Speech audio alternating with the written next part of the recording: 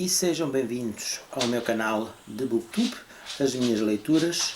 Hoje vou falar-vos sobre as leituras que fiz. Queres vir? Já começa? Anda, anda, anda lá.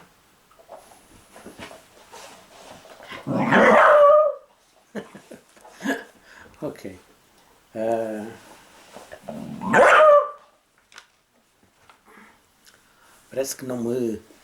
Parece que não me podem ver a gravar aqui no sofá, que querem logo vir para aqui participar, não é? Não é, Flora? Não é, Flora? É, sim, senhora. Pronto.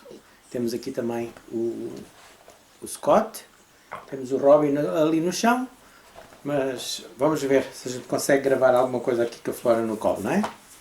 Vamos ver. Bem, estava a dizer-vos que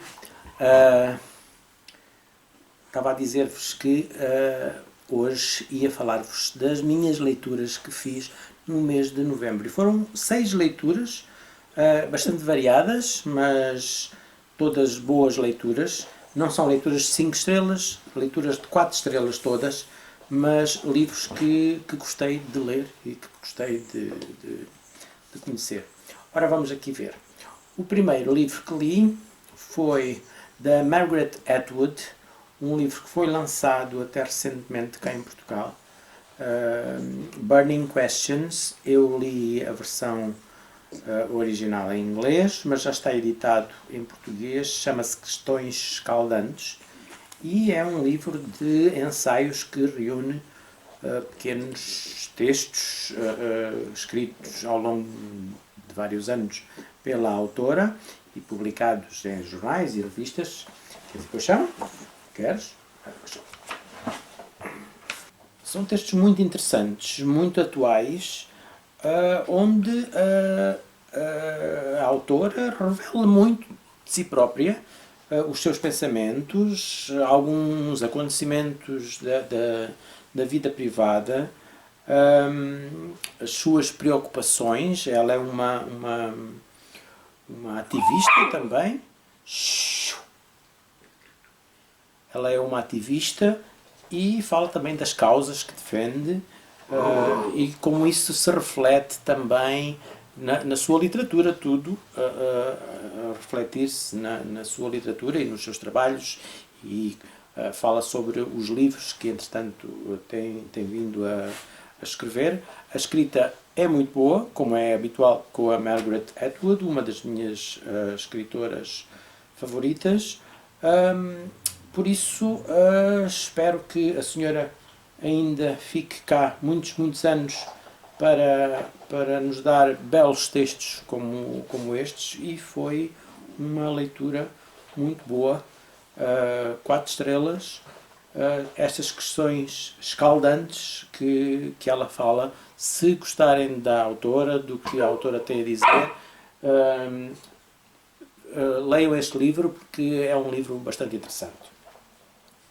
O segundo livro que terminei foi O Meu Nome é Lucy Barton, da autora Elizabeth Strout. Não se lembram, se calhar, mas esta é a autora dos 2 romances que eu já li, de Olive Kitteridge, que eu gostei bastante. Este é o primeiro romance com esta personagem, Lucy Barton, mas acho que já existem 4 livros em que parece que é um costume desta autora, em que vai desenvolvendo vários aspectos da vida de uma personagem. Este é um pequeno livro, só tem 170 páginas, mas é um livro que se lê rapidamente, se lê facilmente, mas depois ficamos a pensar, até parece uma história muito banal e muito comum, mas depois não, tem mais coisas em que podemos refletir. Como é habitual nas histórias desta autora, e acontecia o mesmo com os 2 livros da Olive Kitteridge, são histórias muito humanas, e as personagens não são perfeitas, são personagens verdadeiras, quase verdadeiras, e quase comuns, como podiam ser muita gente, como muita gente pode ser. E este livro é passado em poucos dias, em que a personagem, a Lucy Barton, está internada num hospital em Nova York, e ela acaba por refletir em muitas coisas, em aspectos da sua vida, os pensamentos que tem, os medos, as suas relações com os outros, fala sobre o marido, fala sobre os pais, especialmente a mãe que a vai visitar, mas ela tem um relacionamento muito distanciado com os pais, com a família dela. E o livro é apresentado como se fosse quase um livro de memórias da personagem. Eu gostei bastante, é um livro, a personagem é cativante e tenho curiosidade em ler os outros. O próximo é o Anything is Possible, que deve ser Tudo é Possível. Eu acho que já está editado em português. Depois o terceiro é o O. William, que esteve este ano até nomeado para o Booker Prize, e também acho que já está editado em português, acho que também já está. E o terceiro será Lucy by the Sea, ou Lucy à beira-mar. E esse aqui não sei se já está em português, mas quero para o próximo ano pelo menos ler mais um ou dois, o seguimento da personagem. É uma personagem que me cativou e que eu gostei bastante também. Mais uma leitura de 4 estrelas. Li depois, numa leitura conjunta com a Ação e a Susana, desta vez uma escolha minha, um livro que é um livro de não-ficção sobre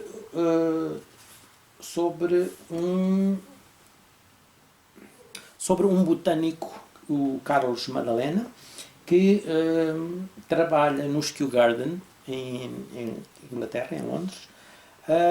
E este livro conta as suas aventuras com as plantas, a sua relação com as plantas, um bocadinho da sua família também, e é uma viagem ao mundo das plantas em perigo de extinção, e as tentativas quase milagrosas que ele faz para salvar essas plantas, às vezes já só havendo 1 ou 2 exemplares na natureza. É um botânico, ele é um botânico que, entretanto, com o tempo se especializou em nenúfares, mas fala sobre muito tipo de plantas. É muito interessante ler, especialmente para quem gosta de botânica e plantas como eu.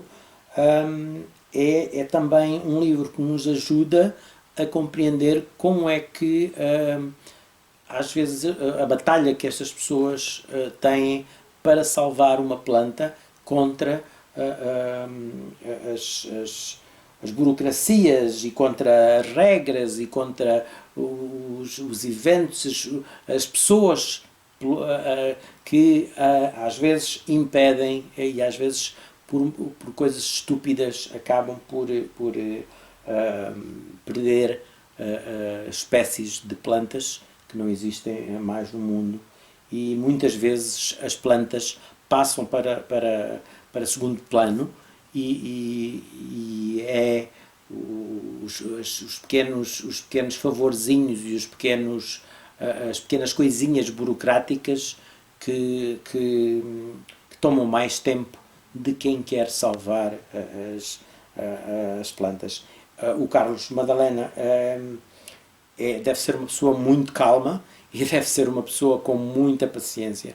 Eu não tinha nem metade da paciência que ele teve ao longo da vida, e os casos que ele nos conta é muito interessante. Vão-nos levar à Austrália, às Ilhas Maurícias, ao Peru, em vários sítios do mundo onde ele trabalhou, e também aos Kew Gardens, e Ele teve vários sucessos a nível de recuperação e a nível de conseguir polinizar e conseguir que as plantas vingassem, quando muitas vezes são plantas muito específicas, com habitats e condições muito específicas, mas ele, tentativa a tentativa, conseguiu. Um livro que eu gostei muito de ler, mais um livro de 4 estrelas também, muito bom, e gostámos todos bastante na leitura conjunta. Depois, um livro que eu já andava há muito tempo para ler, mas que não foi um livro fácil para mim de leitura. 1984, de George Orwell. Eu já tinha este livro aqui há muito tempo, e era sempre, tem que ler, até que, olha, peguei nele e foi este ano, e foi agora no mês de novembro que olhei para ele e que peguei nele. Foi um livro, como eu estava a dizer, que não foi um livro muito fácil para mim. Eu não estava à espera do ponto de vista que o livro tem, e não estava à espera desta história. Sabia mais ou menos o que era, uma distopia, uma história muito política, mas é basicamente, depois, a partir quase da metade do livro, é que entrei bem na história. E quando eu falei que estava a ler o livro, muitas pessoas disseram que gostavam, e eu não estava a entrar bem dentro do livro. Só a partir da metade do livro é que eu entrei bem na narrativa e consegui perceber onde é que o livro queria chegar. Eu também não me informei de nada, porque eu gosto de ir para os livros sem saber de nada, por isso não sabia. Só sabia que era uma distopia, e que tinha referências políticas. Esta é uma história, é um alerta para todos os leitores e para as sociedades, e é uma história muito desgastante. Cansou-me quase fisicamente ler e acompanhar o personagem. É um personagem, o Winston, um homem que não concorda com o sistema político em que se tornou nos Estados Unidos, no país onde ele vive, mas não pode demonstrar por nada esse desagrado. Isto foi escrito acho que nos anos 40 ou 50. Foi uma crítica ao stalinismo e a todas as políticas fascistas. Mas depois este personagem acaba por se ver enredado nas teias políticas deste sistema totalitário onde ele vive, e é um sistema que quer ser perfeito, esquecendo todas as imperfeições, apagando todas as imperfeições. Ele não faz coisas para se tornar perfeito, mas sim apaga o que é menos perfeito, porque apagando tudo, apagando o passado, apagando muitas coisas, ele acaba por se tornar perfeito nesse sentido. É um livro preocupante, porque a história vai buscar alguns exemplos à nossa história, não realmente, não exemplos reais, mas exemplos que se aplicam à nossa história, e que cada vez mais vemos pequenas histórias parecidas, e alguns sistemas políticos, alguns países que funcionam e que têm pensamentos parecidos. Por exemplo, na altura que eu estava a ler este livro no dia que terminei foi o dia em que na China morreram várias pessoas num prédio que estava a arder, e ninguém conseguiu ir salvar o prédio porque havia umas leis de contenção por causa do Covid, e pronto, e deixaram as pessoas morrer no prédio. É ridículo, e estas notícias e estas coisas continuam a acontecer no nosso país, no nosso mundo, e cada vez se vê mais, parece que cada vez se sabe de mais histórias, de mais pequenos detalhes de regimes políticos que se tornam ou se estão a tornar cada vez mais preocupantes. Por isso, uma leitura que, como eu disse, não foi uma leitura fácil para mim, mas foi uma leitura muito interessante e gostei de ler. Falta-me agora o Fahrenheit 456 ou 465, ou uma coisa assim, que também é outro livro. Eu gosto muito, estou cada vez mais destes romances distópicos. Por isso, muito interessante este 1984 de George Orwell. Era eu uma criança, e graças a Deus que o mundo não se tornou como este relatado no livro. Mas tenhamos cuidado, porque estamos a caminhar para uma coisa perigosa. Num registro totalmente diferente, li da Rita Ferro. Nunca tinha lido nada da Rita Ferro, e também não é este livro, não é um romance, é o brevíssimo dicionário dos snobs, desde Lisboa, Cascais e muito mais, por Rita Ferro, com ilustrações de Sérgio Condenso, ilustrações bastante engraçadas. Tem aqui vários tipos de snobs, e dei umas gargalhadas ainda ao ler este livro, que achei bastante engraçado, em que se vai buscar termos e conceitos que dizem respeito aos snobs, uma classe, uma estirpe de exclusividade que eu gostei bastante de conhecer, onde me pareceu muitas vezes que só os próprios é que se levam um bocadinho a sério, e gostei de conhecer todas as regras, todos os fechar de olhos, porque eles fecham os olhos a vários temas. Há temas que não há necessidade de serem debatidos, nem comentados, saber o que dizer, saber o que nunca mencionar, saber como se deve estar. Gostei bastante, foi interessante e foi muito engraçado também, porque está muito bem escrito.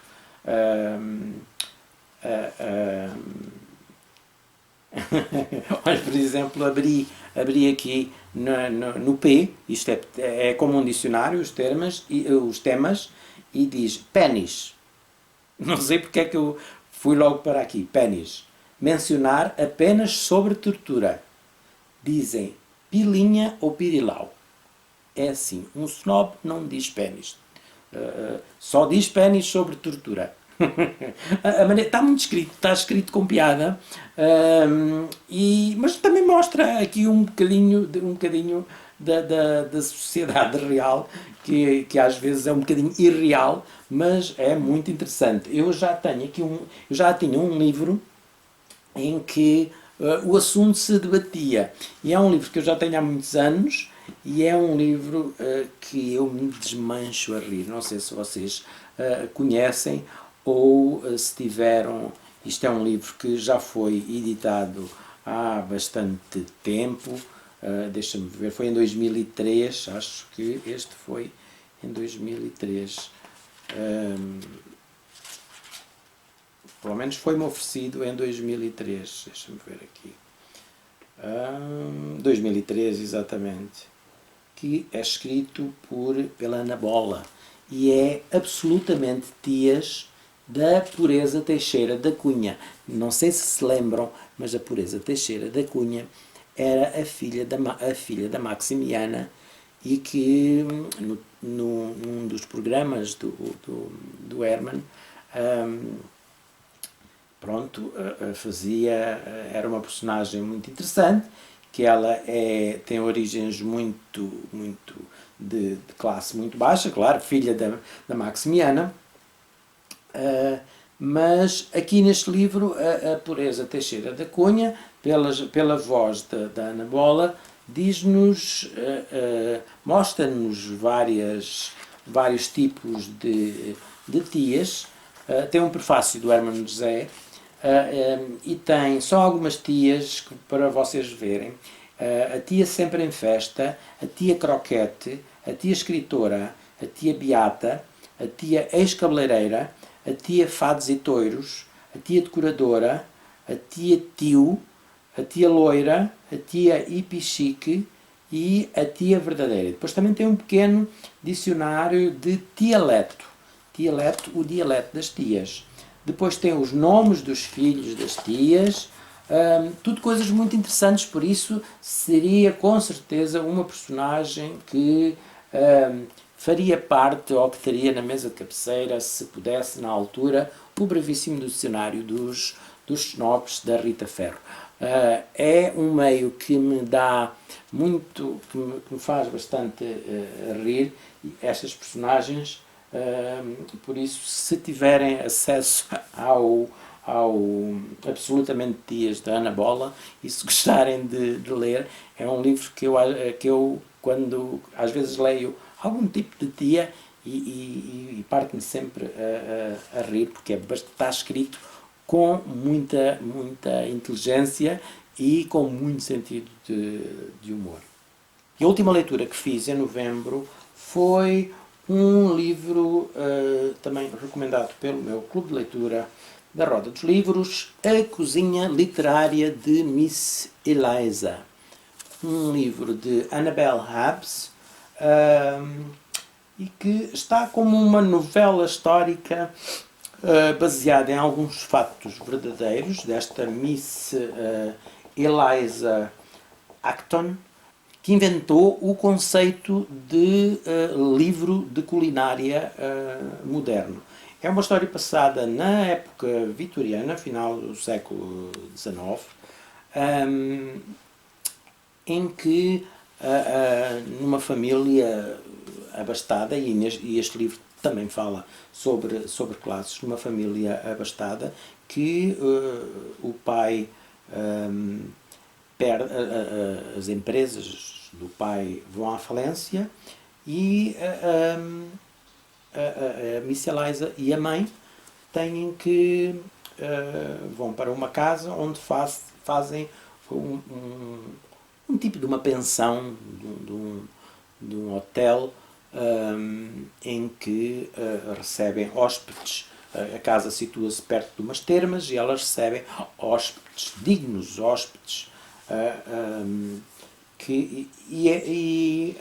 Miss Eliza vive num tempo em que as senhoras da casa, chiques e finas, nem se dignavam a ir às cozinhas. Era tudo feito pelos mordomos, pelas criadas, pelas cozinheiras, por um batalhão de empregados, e a senhora nem descia, porque era sempre, a cozinha ficava sempre normalmente na cave, nem descia nem se dignava a ir às cozinhas, que eram até locais que eram muito quentes, que eram mal